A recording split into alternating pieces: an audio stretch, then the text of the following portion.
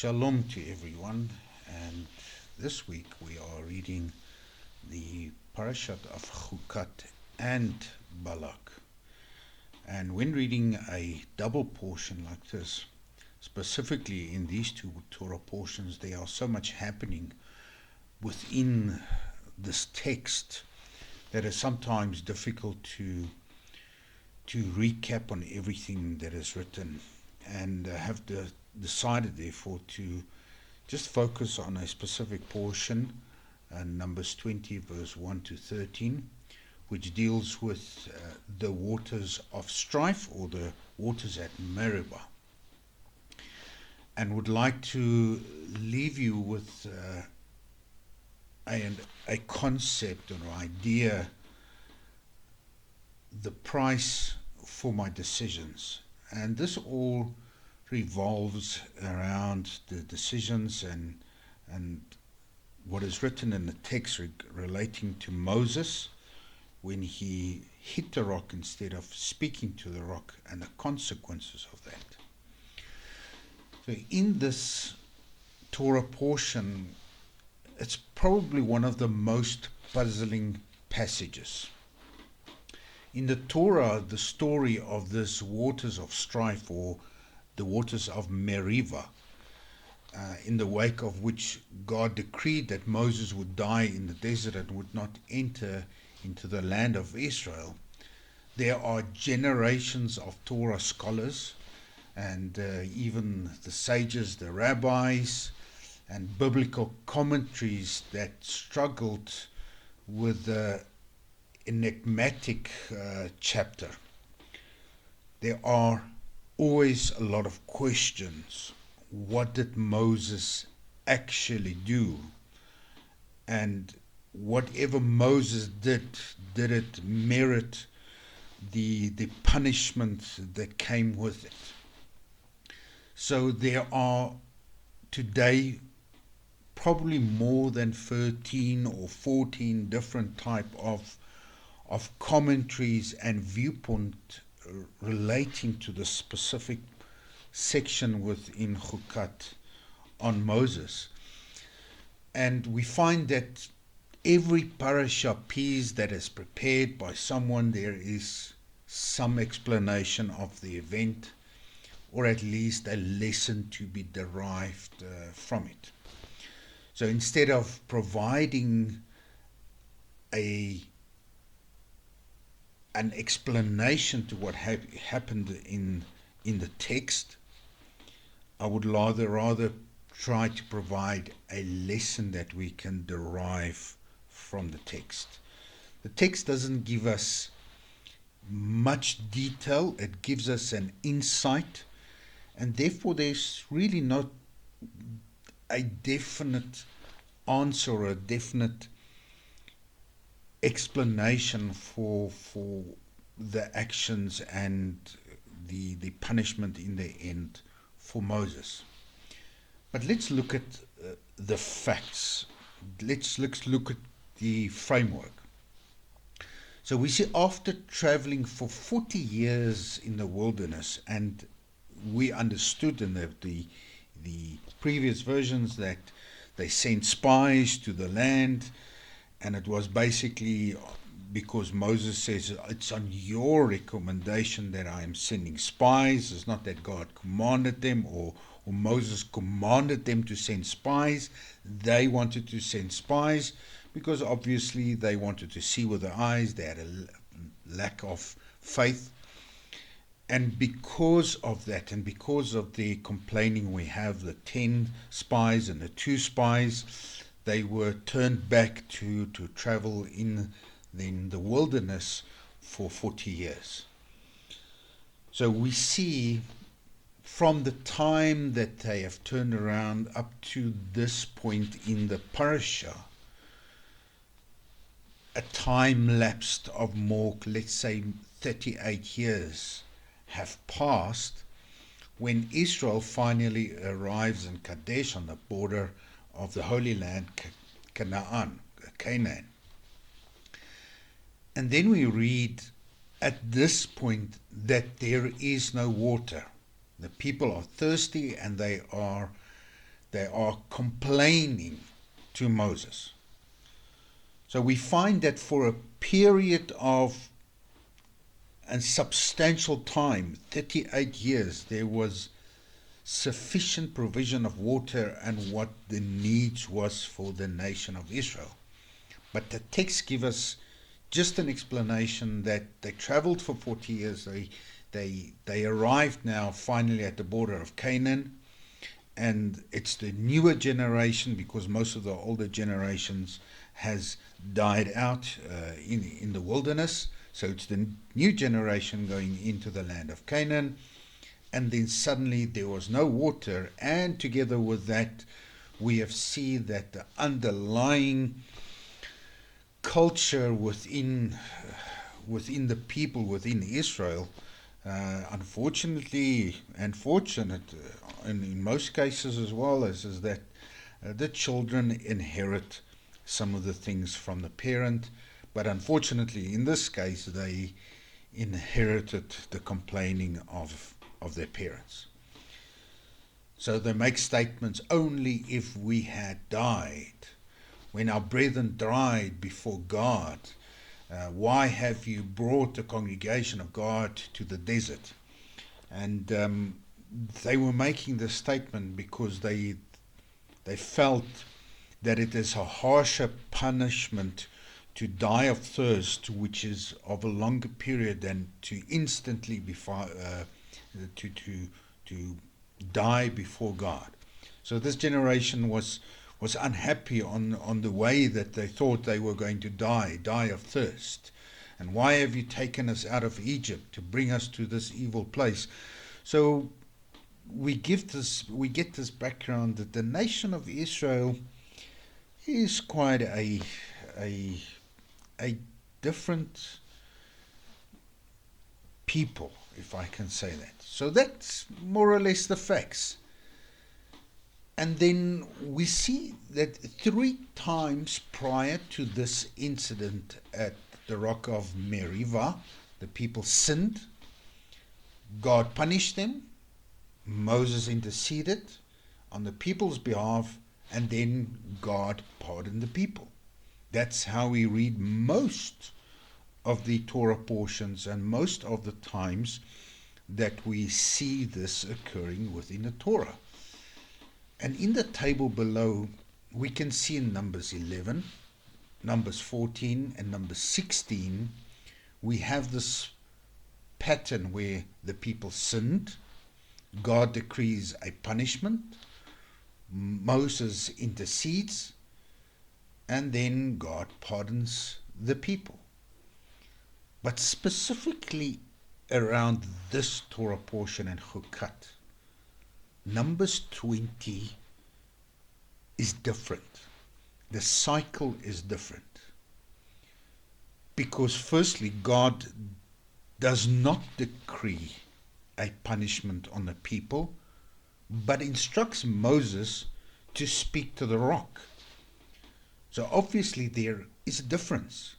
God did not punish the people for doing the complaining as the previous generation and the years and the times before that, but tells Moses to speak to the rock. Moses has no need to intercede, or Moses does not intercede, and God does not pardon. And in this case, we see that later on in Chukat and in Balak, we see that pattern recurring again. The people sin, they complain, or they complain by and sinning by complaining. God decrees a punishment, and then there's an intercession, and God pardons.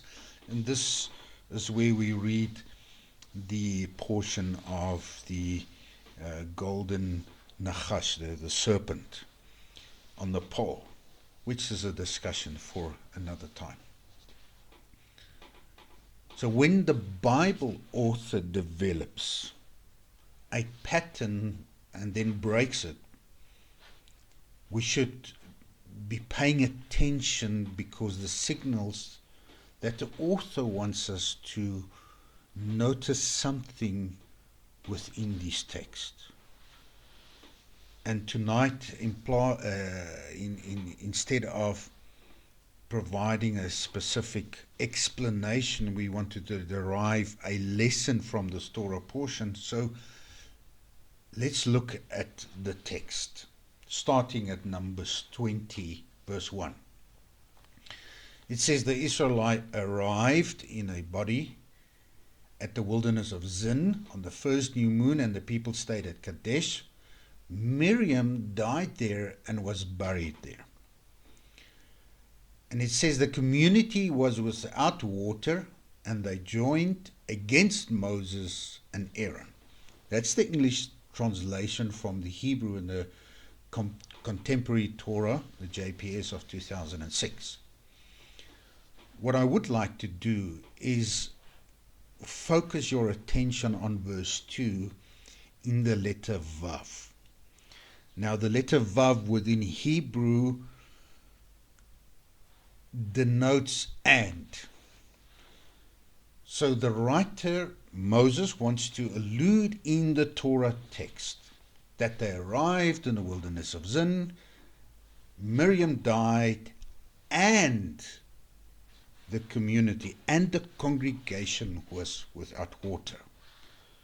So it wants to tie verse 2 into verse 1 as one continuous read.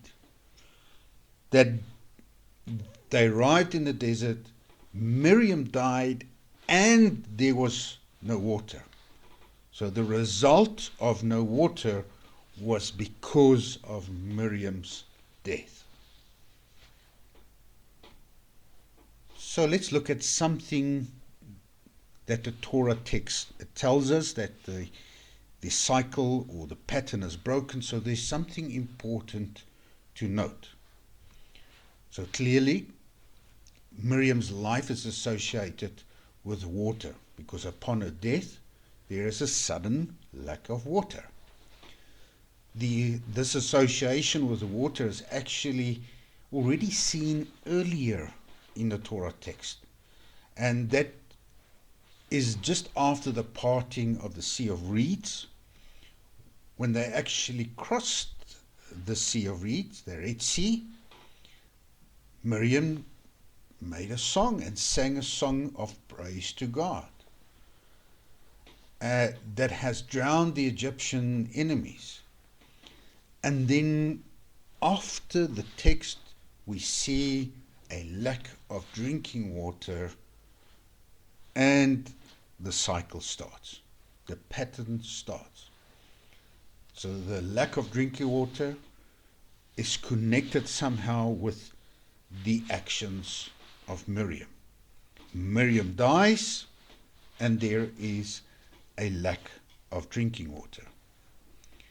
God then provides the water needed for drinking, which remains plentiful across that time until Miriam's death. We read in this Parashat section where the Vav connects the first and the second. Miriam died, and there was a lack of drinking water. So Miriam's life is associated with water. Can we make this connection even earlier on than that?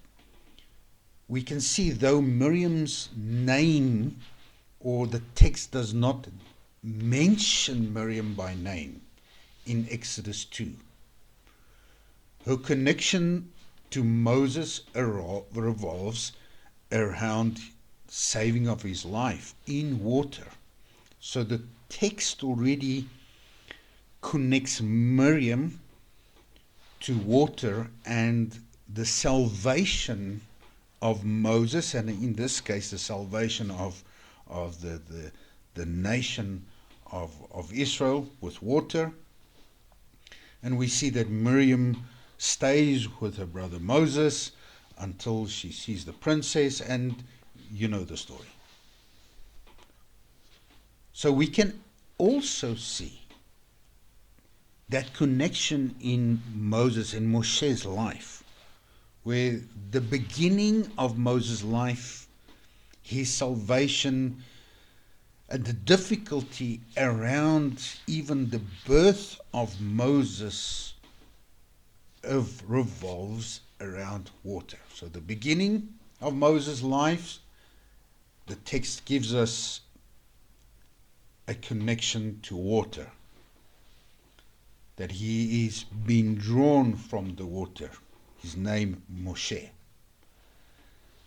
And then we also see that God tells Moses he cannot go into the land of Canaan, and therefore Moses goes on top of the mountain.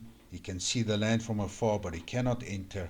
And the end of Moses' life was also revolving around the whole situation of water. So the Torah text, and this is one interpretation, or I won't say even an interpretation, it's one lesson that I would like to take out of this portion, and there are many explanations. That the Torah text gives us a connection regarding water, the beginning of life, the end of life, the beginning of Miriam's life, the end of Miriam's life, the start of Israel coming out of the sea of reeds, and the end before they actually end into the land of Canaan. So you have this balance, almost this type of scales that the Torah is, this weighing scales that the Torah is referring to. And we can actually see this in the Hebrew text as well. So when we look at the Hebrew words for water, Mayim, and Miriam, we find that both words start with a mem and they end with a mem. The start of a mem, you will see, is written differently to the end of a mem sofit, because there's a Hebrew rule when a mem is on the end of a word, then it's a closed mem, it's a mem sofit. So in both words we get an openness and a closing. There is a reference to chaos and calmness. We find that in the word, both these words, we find the letter Yud.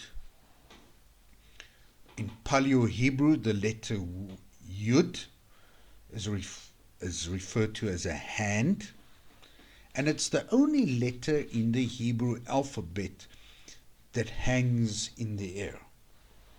So it gives us an indication that in both words there is a hand that is in the air that balances the two mems.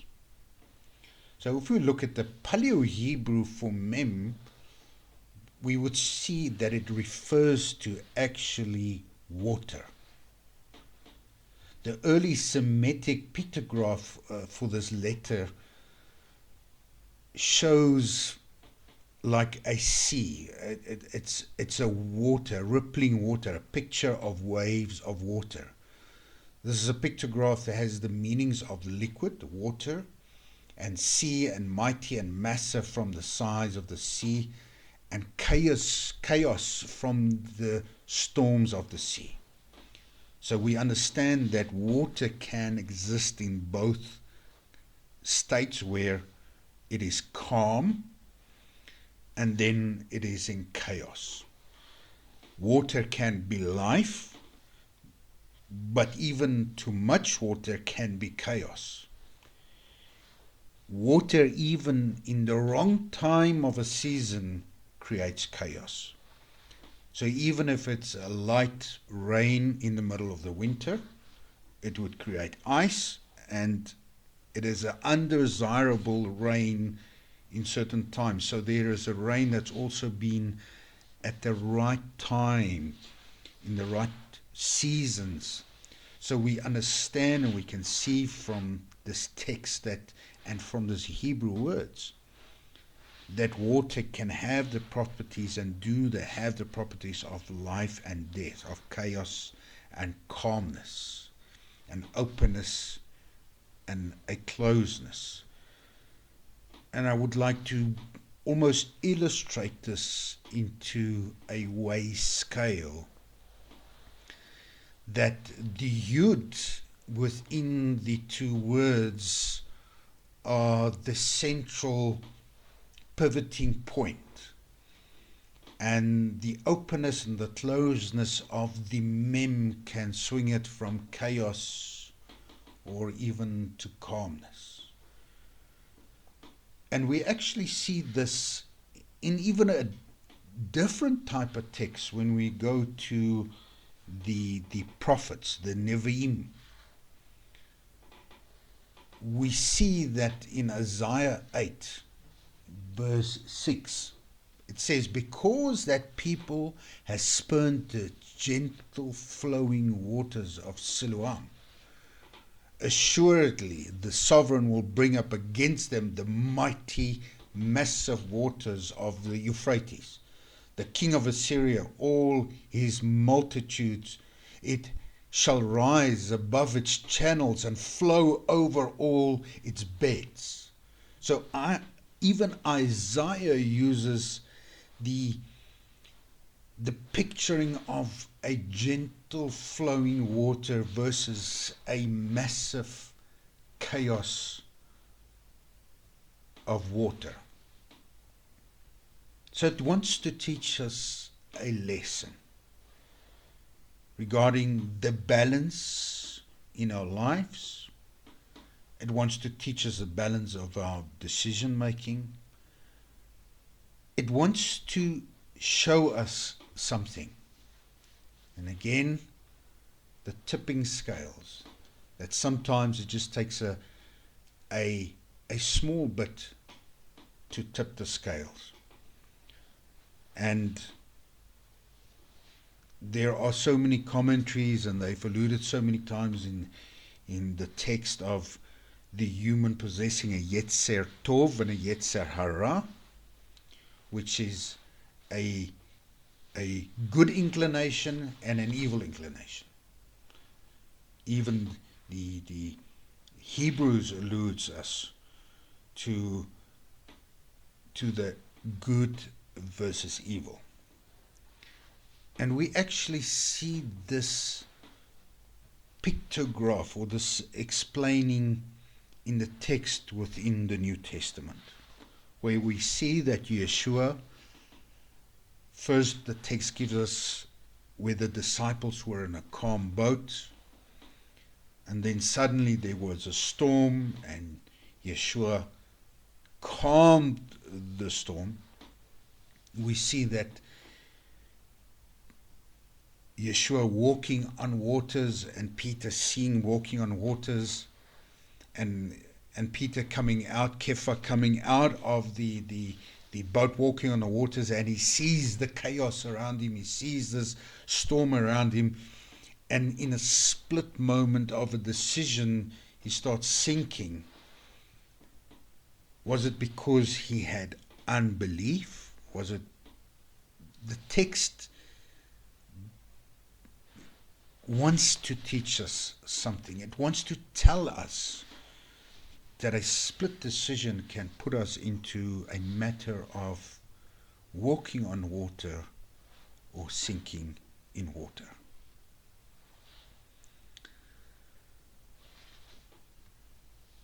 So we find this scales again, this tipping scales being given even in the New Testament text. So if we go back to Moses and we look specifically at the scenario of Moses, what did Moses do wrong? And what was the sin that warranted such I would say, a devastating punishment? So God says to Moses and Aaron, it's not just Moses, but the text gives us that Aaron also died, could not enter into the land of Canaan. Because you did not believe in me to sanctify me before the eyes of the children of Israel.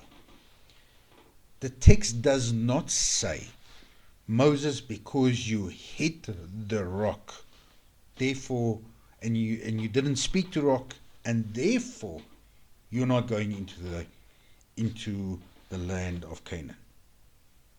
It does not specifically use that word. It tells us that was their result was seen as a matter of belief, of faith in the eyes of Hashem. So there are commentaries that searches the text for clues. And Rashi comments on the specific text within the Torah that God instructed Moses to speak to the rock while Moses struck it. And the text alludes that he struck it twice. Was it because the first time the water did not come out, or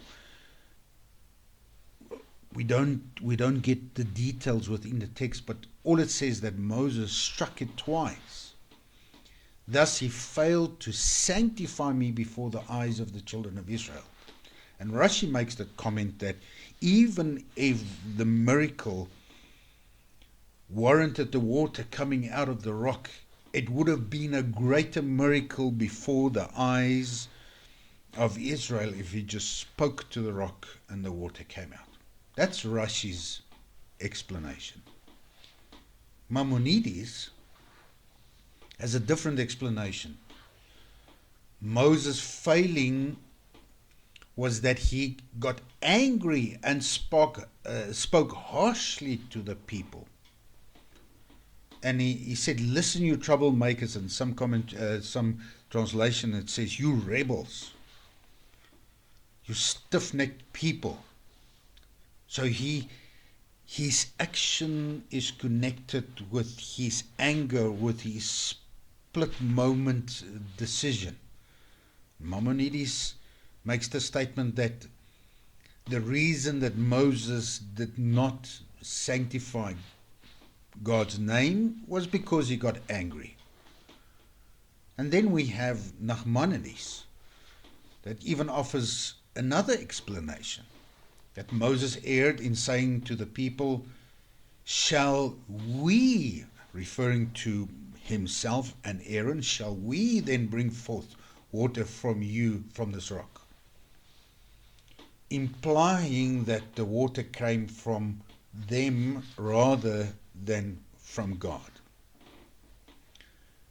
But even in all three explanations, we can see that what he said, what he did, was coupled to a split decision. And we see that Moses gives this idea, is because of you, and he says to the Israelites, it's because of you that I cannot enter the land. Almost the echoing words of Adam saying to God, it is because of Eve that I'm unable. It's because of you, the nation of Israel, that I acted the way that I acted. And I think in God's eyes, it was exactly the same. That even Aaron, the text gives us an indication that Aaron could not enter into the land because of this actions. It's almost, I don't pay my rent or I don't pay my bills, and therefore the sheriff of the court comes to my neighbor and takes his house. What did my neighbor do wrong? Why is he being penalized for the actions of his neighbor? Why is Aaron being penalized for the action of Moses? And we can see that it comes back to Adam and Eve. That Adam was responsible because we read in the text that Eve gave to her husband Adam that was next to her, he gave the fruit.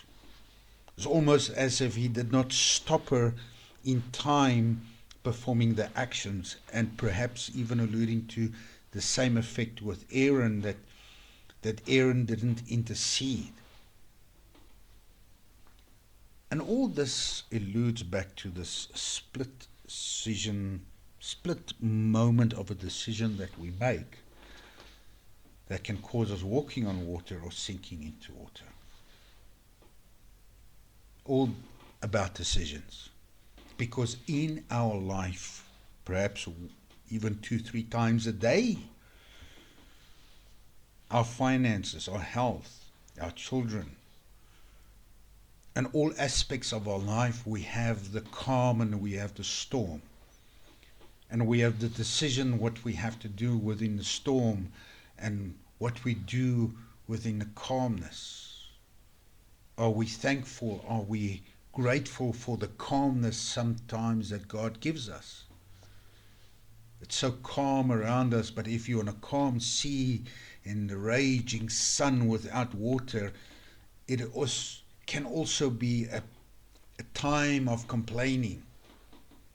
Decisions. And the text wants to teach us this valuable lesson. That our response to circumstances, our response to the calmness, to the chaos of our lives, reveals the substance of our faith. As in the case of Moshe. We see that his actions, God tells us in the text that Moses' actions are coupled to an unbelief, not sanctifying God's name in front of their eyes. Deuteronomy 10 verse 12, and now, O Israel, what does the Lord your God, what does Hashem your God demand of you? Only this, to revere Hashem your God, to walk in his paths, to love him, and to serve Hashem your God with all your heart and your soul.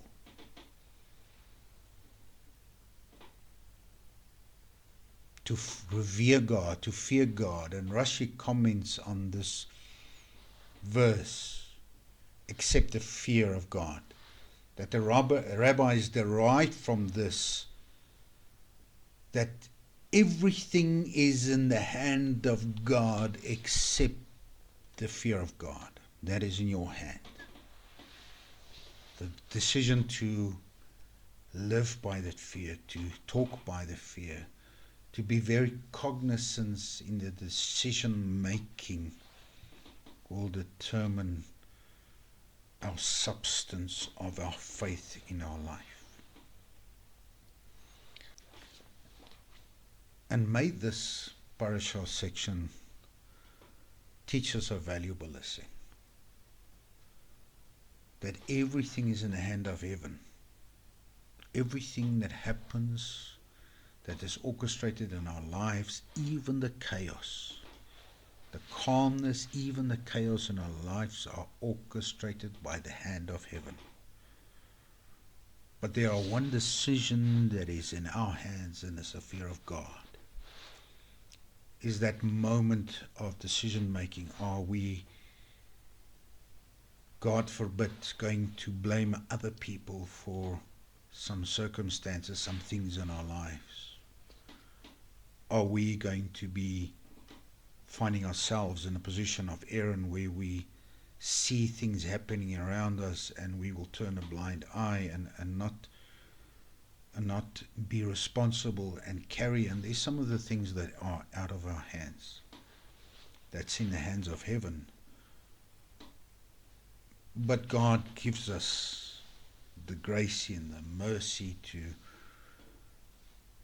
make the right decisions in our life. And with that, I can only say, keep calm. It's Shabbat. Shabbat Shalom.